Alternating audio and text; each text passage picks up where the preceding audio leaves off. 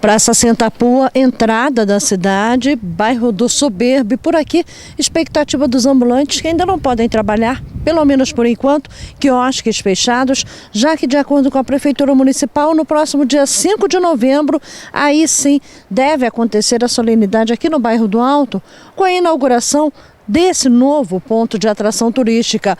Ponto esse que vai contar, além com quiosques totalmente novos, com uma ducha e uma academia, para que quem possa passar por aqui pratique alguns exercícios e durante o verão, é claro, dê uma diminuída no calor. Aqui também um jardim estava sendo montado nesta sexta-feira.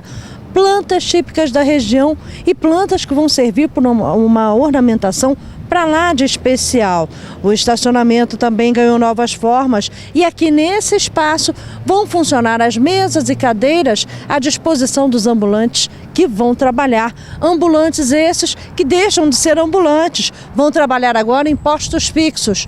4 pontos de quiosques fixos moldados de acordo com a decisão dos engenheiros que por aqui passaram, analisaram o local e decidiram criar mais essa atração turística. De acordo com informações, no próximo dia 5, tudo deverá estar pronto. E aqui deve entrar a placa decorativa e informativa com o nome da praça, Praça Santa Pua, que deve ter também uma iluminação especial para que possa funcionar até mais tarde.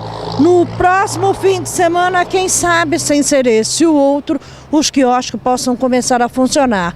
Até lá, quem montava sua barraca por aqui tem que esperar mais um pouco. O Soberbo passa a ser, além da beleza natural que já tem, uma nova atração turística nesse ponto aqui, o ponto dos novos quiosques.